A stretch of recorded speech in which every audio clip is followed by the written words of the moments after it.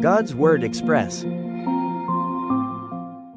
So, if you've ever tried to map out a perfectly 50-50, perfectly flat marriage hierarchy, you know it can be totally exhausting. Oh yeah, keeping score like that is exhausting. Right. You split the chores, you negotiate every little decision, and aim for this total equality. But today, we're doing a deep dive into a source that just throws that modern chart completely out the window. Completely out the window. Yeah. Now, a quick heads up for you listening. Our mission today is to unpack a pretty deeply theological sermon. Right. It's titled The Head of the Family, and it's by Pastor Dr. Kate Even from New Wine International Church. And I just want to be super clear up front. We aren't endorsing these religious viewpoints. We're totally neutral here. We're just putting these ideas under the microscope to see how they tick. Exactly. We're just analyzing the framework. And when ancient texts replace that modern 50-50 chart you mentioned, they rely on a framework that, well, it makes modern audiences immediately bristle. Oh, I bet. Yeah, because it starts with redefining a highly controversial concept, which is submission. Oh, boy. Yeah, just the word submission makes people instantly defensive. Naturally. Yeah. People hear it and picture this forced military-style obedience, right? Like a dictator barking orders. Yeah, basically. But Pastor Dr. K. Even argues that the original Greek word used in the New Testament, it's hupotasso, paints a very different picture. Okay, hupotasso. So what does that actually mean? So the root of hupotasso isn't about being conquered at all. It's actually about a voluntary choice to, like, arrange or align yourself within a designated structure. Huh. So it sounds less like a dictatorship and more like, I don't know, like two people flying a plane. Oh, that's a good way to put it. Like, you can't have two pilots physically fighting over the yoke. Correct. Right. You voluntarily agree that one person is the captain for that flight. Right. Not because the co-pilot is inferior or anything, but because fighting over the controls is just going to crash the plane.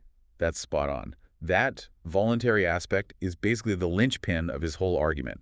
The wife willingly aligns her expertise under a unified leadership structure just to keep the plane in the air. Okay, but if this alignment is supposed to be voluntary and, beneficial for everyone, why is marital conflict basically a universal human experience? That is the big question. Like, why are we always fighting over the controls? Well, the text points to a really specific biblical event to explain that everyday friction, which is the curse of Eve in Genesis. Right, okay. The pastor highlights this Hebrew linguistic repetition in the text Rabba Rabba. Rabba Rabba. Yeah, it's a superlative, and it implies this agonizing, basically unavoidable struggle. But wait, how does an agonizing struggle translate to, like, fighting over the yoke of an airplane? Because Rabba Rabba implies an agonizing struggle specifically for dominance. Oh, I see. Yeah, the pastor interprets this curse as almost like a gravitational pull. It's this constant, exhausting tug of war where the wife naturally wants to seize the steering wheel. Which obviously clashes directly with the husband's mandate to drive. Exactly. Hold on, though. In the sermon, he uses some pretty extreme historical examples to illustrate this, right? Like Jezebel and Ahab. Yep, Delilah and Samson. Herodias and Herod. I mean, these are women who are famous for absolutely ruining men. So is it just me, or does it sound like he's just blaming the wives for all these historical disasters? I mean, it might seem like he's just pointing the finger at the women on the surface. Yeah. But looking at the bigger picture of the sermon, it's actually a super heavy indictment of the men. Really? Indicting the men for what? For failing to step up.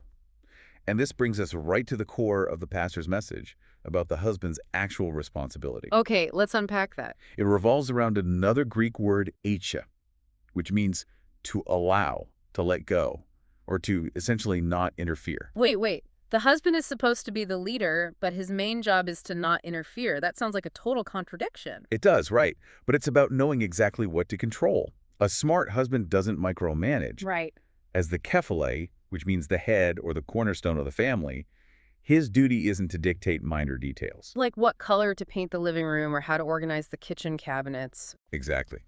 His duty is to intervene firmly only when moral or biblical boundaries are crossed. Okay, so tying that back to the King Ahab example from earlier. Yeah. His failure wasn't that he let Jezebel pick the chariot colors or whatever. His failure was his absolute silence when she crossed a massive moral boundary. That was his fatal flaw. He passively allowed Jezebel to commit murder and steal a vineyard without stopping her. Wow. Yeah, his greatest sin was abdicating his role as the kephale by not stepping in when it truly, truly mattered. So, just wrapping our heads around all of this, the framework being presented in the sermon is really this delicate balance. Very delicate. It's wives voluntarily aligning to keep the plane flying, and husbands leading by knowing exactly when to step in rather than micromanaging every single detail. Right. It completely shifts the focus from, absolute control to defined boundaries and trust. Well, we started out today talking about the exhausting nature of trying to maintain that perfectly flat 50-50 relationship hierarchy. But I want to leave you listening with a final thought to mull over. Oh, what's that? If true leadership is defined more by what you choose not to control than by what you dictate, how might applying that concept change the power dynamics in our modern workplaces? That is a great question. It definitely challenges how we view authority in, like, any setting. Definitely. Today, the two of us will say goodbye for now. God bless you.